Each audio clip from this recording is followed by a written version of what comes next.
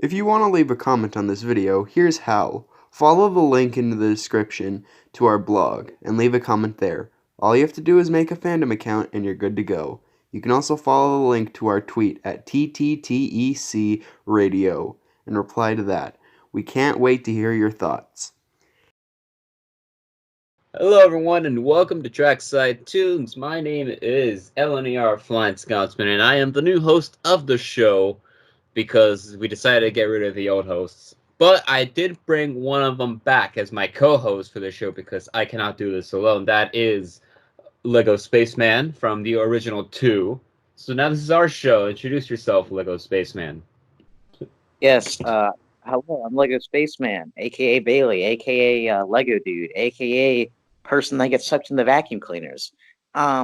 So today, since James got in a lawsuit for illegally downloading Queen music, me and Bleh, bleh. so, Did you James, saying that just to make me vomit? Oh yeah, well, I'm back. Not a Queen fan, I assume, huh?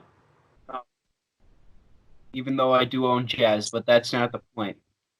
Huh. well, And today, anyway, why don't you guys tell us what we're tell everyone what we're doing? Oh, So? Yeah, you want to introduce it, Bailey? So all we're doing is talking about the history and the progression of the way Thomas music sounds. For example, season 1 in its synthesizeriness, all the way to season 7 in its orchestral type feel. I suppose we can start off with the basics. Season 1. Yeah, I suppose we can start out with the basics. Season 1. Yep. So basically, the synthesizer that was used for season 1 is the Roland Jupiter 6. And yeah, the sound is really cool. You got that the 80s like hip hop type of thing going on there. Oh yeah, I'm a big fan of that synthesizer and the sound through that music. Yeah, it definitely kind of reminds me of jazz, like kind of really kind of in the mood. And I was letting my grandmother listen to some season 1 Thomas music, and she said, "Well, it sounds just like synthesizer jazz." And I said, "Well, I guess that's really what it is." Yeah, but it also with like the sound effects that get done along with like the drumming, the percussion sounding like a chuffing really brings it together. Yeah, and that's what's so awesome about early Thomas music. I love how they combine the idea of making the percussion imitate train sounds. For example, I talked about this last episode, but Edward's theme, it has a doom, doom, doom, doom, doom, or the breakdown train. It sounds like winches going down, something like that, and it kind of is cool to me. Yeah, it sounds like planks of wood, you know? Yeah, it does actually. That's a really good example right there, Roberto. Yes. And with Gordon's theme, like it sounds kind of like an orchestra, but it's still a synthesizer. Exactly. And it's kind of cool how they. Sorry about the noise in the back. There's a train going past my house. It's pretty cool how they kind of imitated styles. Like James more of a jazzy. Thomas and Trucks tried to go for an orchestral feel, but not 100%. Something like Edwards relied more on sense of fluteness. Henry was like a saxophone type bassoon flute thing, kind of woodwinds. Yeah, like a clarinet. Yeah, and Gordon was brass. So it's cool how they imitated styles with these few synthesizers. It's kind of like a self-playing piano. You can really replicate the sound of music, so much. But anyway, you continue. Same with season 2. They use the Roland Jupiter, and with themes like Diesel, it kind of puts you in the mood on, oh man, this guy's an evil one. I just know it. His face shows it. The music shows it. I don't like him. And that's incredible. Like, I love how they made every theme match the character. Like, Henry's sad theme, it adds to Henry, his sorrow, his suffering. Or, as James just said, Diesel's theme. It's very dark, very sinister, very very on edge, and it makes you think, hey, this guy's not right. There's something wrong. He's suspicious. He's not what he seems. Definitely. And with Daisy, you know, you got like the whole like, oh man, it's a saxophone. You know, it's the woman character, and Funny. she's stereotypical feminist. Actually, Don't say that to Mattel. They'll take us down. oh no, um, yeah, you don't but need that. it's pretty cool. But Like, they kind of made Daisy sound like a almost Marilyn Monroe feel to it, I guess you'd say. Very fancy, very high class, very ingenuitive. Like, if I was thinking of Daisy as a human, I'd imagine her smoking one of those long cigarettes and looking like Marilyn Monroe for some weird reason. Like, She gives off that vibe just by her character too. yeah. And as I just said, it's lovely how they match the characters. Percy, cheeky, kind of like really fast pacedness. It just works. It works. And in Duck's theme, you know, it might sound a little generic, but it honestly suits his character of, oh, it's the great Western way. Well, he sounds upbeat too. yeah, very upbeat, very joyful, very jolly, very like willing to help sounding. Yeah. And that's what I love about the early Thomas music. You can tell it's not actual instruments, but it's still enjoyable. Yeah, and you can still listen to it, and it gives charm. Like, when I'm looking back at earlier Thomas, I was watching it on my TV in the living room, and we have an HD TV, and the quality's so bad. Like, you can see everything wrong with the scene, like the sky backdrop's falling or the engine's derailed, but it's still charming, whether it be from the music or the characters themselves. And I think that's what makes earlier Thomas music so cool to people. Like people like Carson, me, Scarlet Renae's. We love creating that music because it lights. It's that style is just so fond to us because Lightens the mood. exactly. It's just it's cheerful. The Fat Control, and with another theme, the Fat Controllers, or Sir Topham Hatt. He like with the theme, you get the sense that he is strict, and he says no breathing to the engines, and they can't breathe because he's that strict. But you get that sense from the theme. Yeah, you get that feeling that he means business, and he means business now, and he loves you, he respects you, but you got to do what he tells you. But you got to listen to him, really. Yeah, he's like a father figure. He's like a father figure. More I think that's what like the intention of Fat Controller was. He was never meant to be this almighty communist dictator. He was meant to be a father figure that is kind of strict, but he still loves you. Exactly. Yep. Now, moving on to season 3, we have the next we jump ahead in the Roland Jupiter line, and this is the last season 3 and 4 are the last appearances of the Roland synthesizers. But anyway, we get the Roland Jupiter 8, and with this one, it sounds a lot more orchestral. Yeah, and you can kind of see, especially with the Scarlet Railway engines and all the stuff happening here, they were experimenting. Like you could still, you could still hear hints of like what was to be season 1 and season 2, but then it was mixed in with this new feel to it. Like, for example, when they were doing Thomas's branch, like do do do do do do do, like they had to remaster it with the newer instruments, and you can really tell that it was really made for the season prior, but it does sound good in that style. And other themes throughout this time were also getting remastered, like Percy's. I think the Breakdown Train got remastered, but I think that was for season 2. It's kind of weird how everything works, and I also like how they went to orchestral for the mountain engines because it matches their feel more. The mountain engines, Bailey. Is this another joke? What? I thought there was only like Scarloey and no other mountain engines because that's what Mattel told me. Not the mountain engines. They're the narrow gauge engines. Sorry They're- for Bailey. I actually- think he's had a little too much to drink. There's actually called the freaking Blue Mountain Quarry engines, so you can get it right, okay? Okay. Oh gosh. Oh no. Not Miller. No, it's not Miller time. Anything but Miller. My favorite characters, Beth, Dash, and Ferdinand. Anyway, Oh.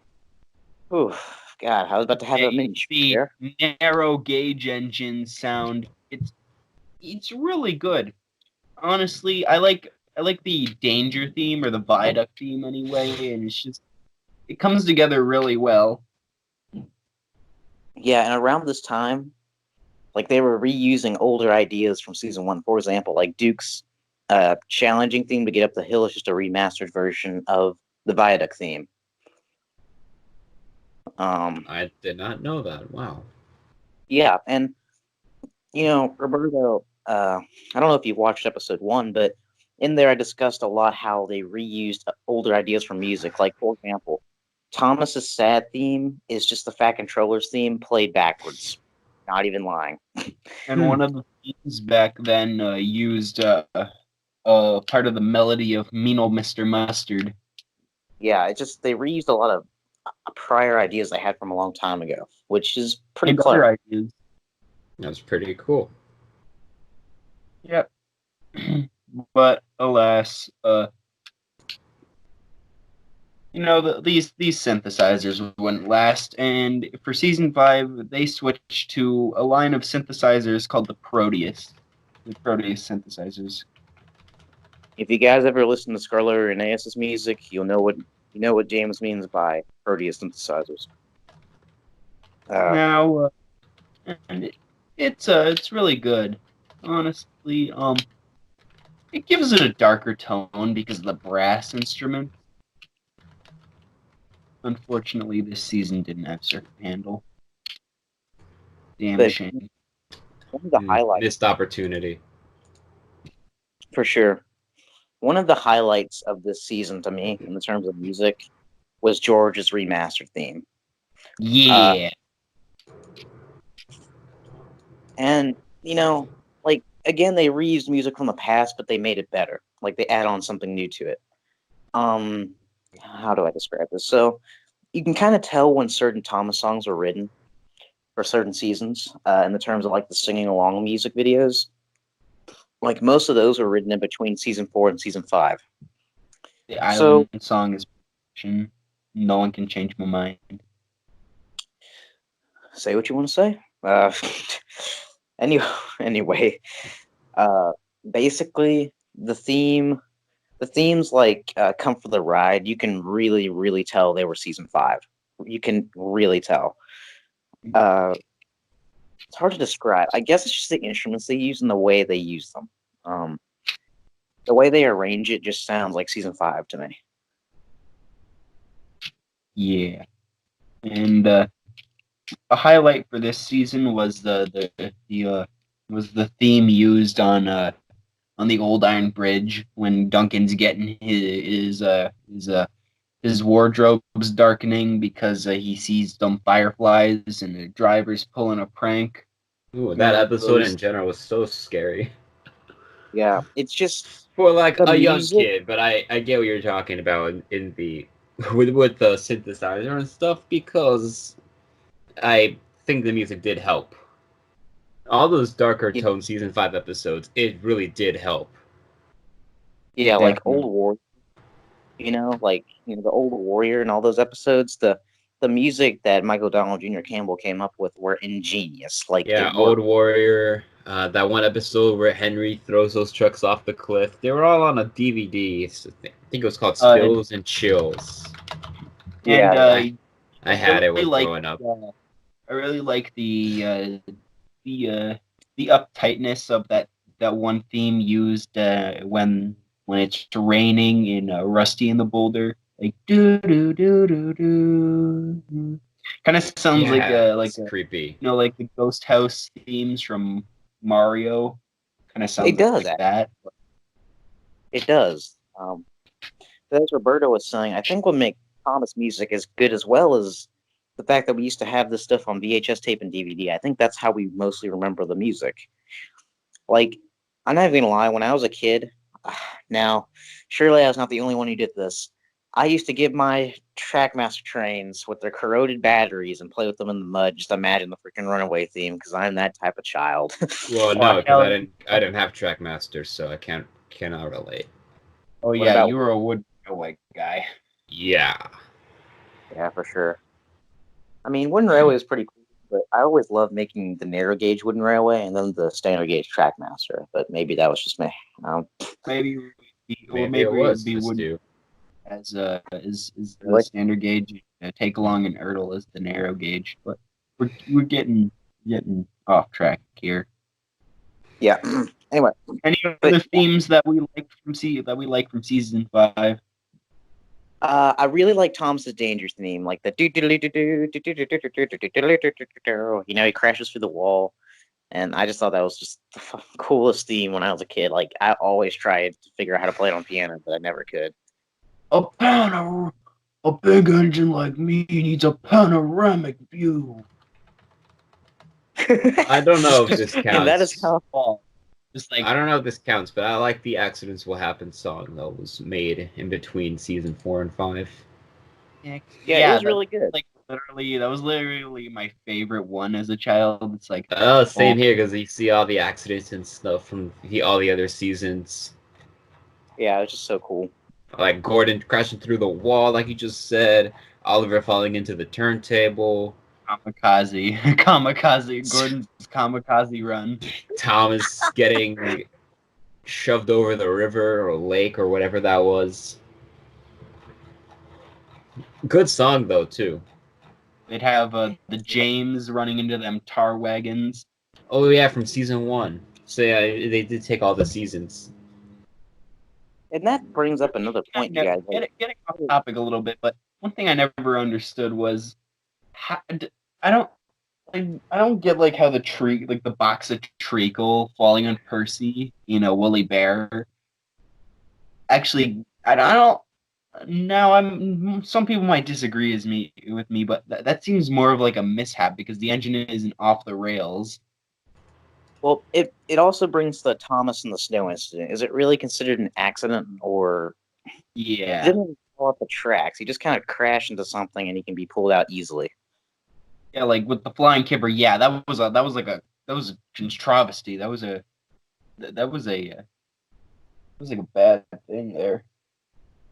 Yeah, that was a horrible disaster. But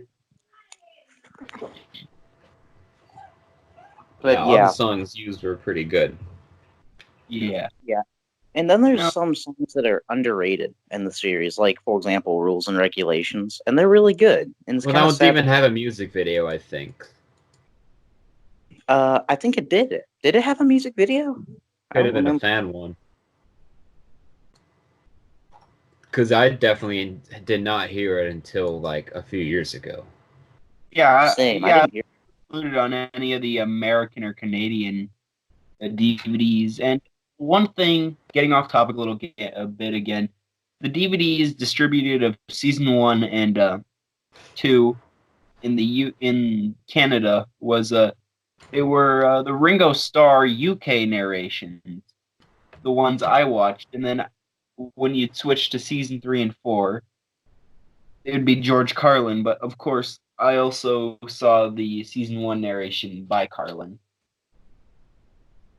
Kind of weird. Like, yeah, when I was a kid, I grew up with Carlin's narration. I didn't grow up with Ringo. And then, like years later, like I started getting into the Beatles, and then I realized, hey, Ringo narrated. How the frick did I not know this? My main narrator is Alec Baldwin, but hey, we're getting off topic. We're talking about narrators. Yeah, it's not even anything to do with music, but Season 6. Did we ever used a different version of the Proteus? I think it was the 3000. 3. Proteus 3. Yeah. Virtuoso 2000. It was a pretty good one. The themes, I think at this point they were starting to get. They weren't using I think they had composed a new Thomas theme. Yeah, they did. Yeah. Now, I know this has nothing to do with this topic, but season 6 is my least favorite season. Yeah, agreed. It's I'd honestly not include it as a classic series in the classic series, except for the fact that Britt and David worked on it, so you kind of have to. Yep. Yeah, I think the problem was with it was that everything was gray, and I noticed throughout the whole thing they reused a lot of pieces of music, and it drove me crazy. They reused so many pieces of music in like the same episodes, and it drove me crazy. You know, I don't know. Maybe there's just me noticing that, but they reused they reused like 3 ditties in like the same episode, and I'm like, oh. And same with like narration and stuff like that. They'd use same narration, and I think it was starting to get lazy, honestly. Like the only thing you could technically call is being like well done is like the model work. Yeah. And yeah, that is even a stretch for that, because you'd see a lot more errors there. But honestly, it does have some gems there. Yeah, like the freaking Runaway theme. That's a highlight right there. Yeah. Like for Thompson the Jet Engine, that was really awesome. Yeah. Yoinks! Thomas. Yoinks!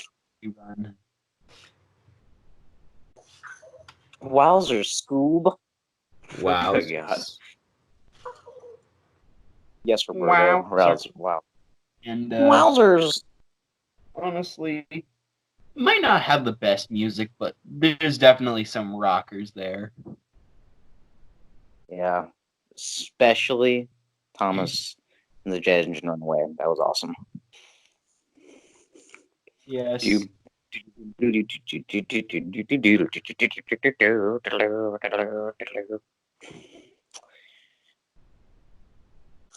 Yeah, it just sounded like really, really good. So the next topic is season 7, which brings us to the downcline of everything that we talked about. And this is, depending on your views, a classic series or a newer series episode genre. In my eyes, I personally consider it a classic series episode. And I consider it classic series episodes because this was the last thing Britt and David worked on, and Michael O'Donnell composed the music if he lived in the UK.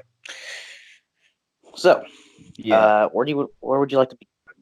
There are definitely some good themes for season 7. Definitely Rheneas and the roller coaster. No, that's a fun episode in general. And Duncan and the elephant. Yep, that one too. Classics. Yeah, and when I was a kid, I had the Rheneas and the roller coaster set, the wooden railway one.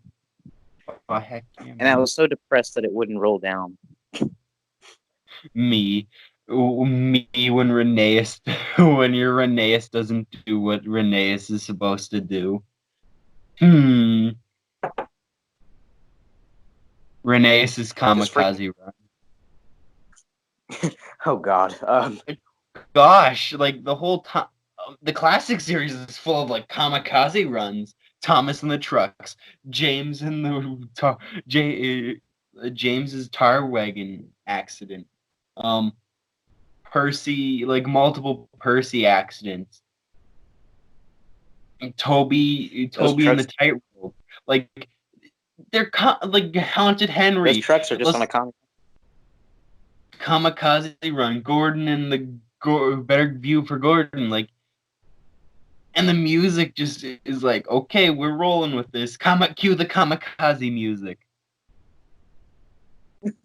God. Yeah, it's pretty much all the Runaway theme was kamikaze. So yeah, like with all said and done, each piece of music is really good. Yeah. No matter one you prefer more, you can always say that Michael Donald and Junior Campbell really gave it their all, even when it doesn't seem like it. And again, they should be considered like some of the greatest musicians of all time. And I'm glad that they're still doing music to this day. Yep.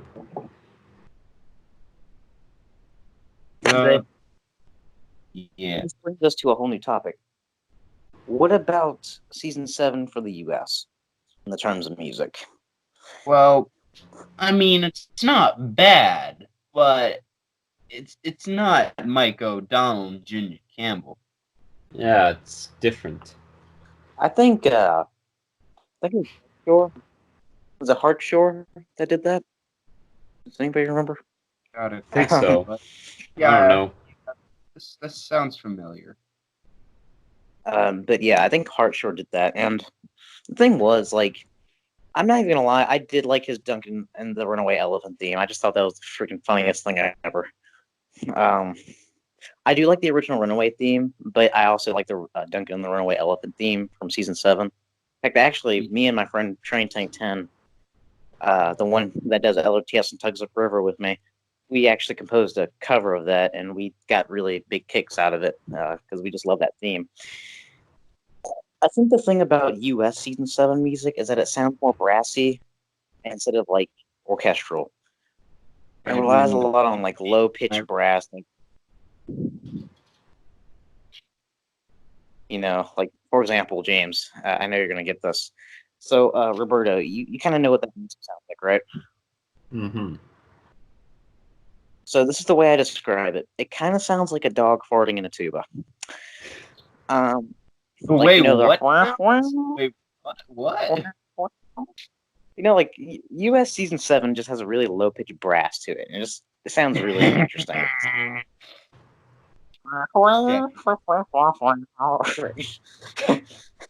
Sounds like the Charlie Brown moms.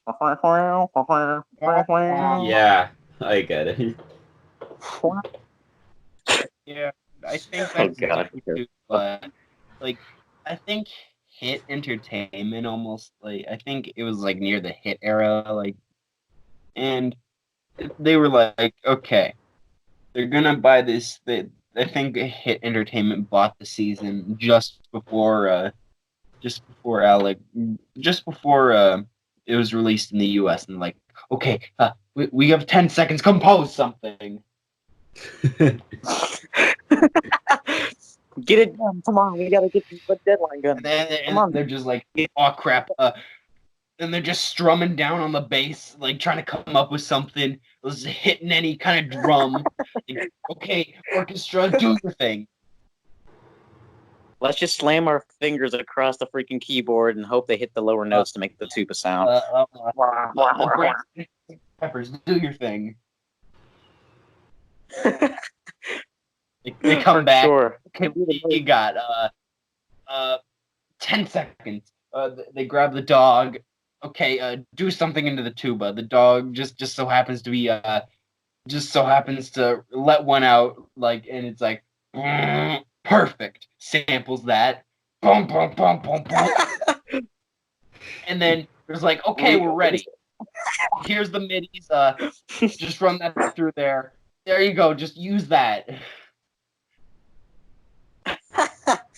And you got to remember, this was like 10 seconds they had to do this. It's like 20 seconds. And they're like, they had to compose this, so that happened like really quickly. It was like they had to be the Flash to do that. Yeah. So yeah, and then you just got like everyone found out, and then what the then you heck got is Hardshore's this? kid. Then you got Hardshore's kid. He's just a beginning trumpet player. They just throw him in there too. Hopefully, he can come up with something. There you go. Yeah, that's exactly what it sounds like. I'm not even. Oh, overall, season 1 and 2 classic. Season 3 and 4 also classic. Season 5 dark and mysterious. Season 6 a little lazy, and season 7 mixed opinions. Everyone agree? Think so. Yes, quite. All right then. Thank you to Roberto for being our guest here. Thank you. And And no, me and also, Bailey are guys, still the hosts, so we just wanted to do something funny. And what do we say, guys? We want to sign out now? I agree. I'd like to say one last thing. If you guys like Roberto, and find him interesting, he actually has his own show on Thomas Community Radio. It's called Roberto's Records, and he plays song requests that you say in the chats.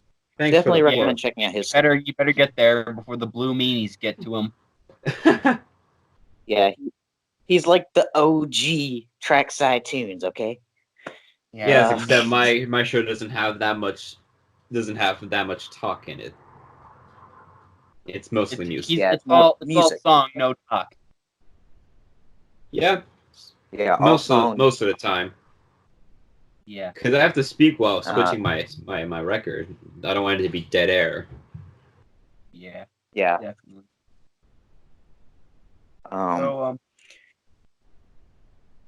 Yeah, and that's pretty much it, guys. Thank you for listening to Trackside Tunes. And we'll see you later. Peace and love. No more fan mail. Goodbye.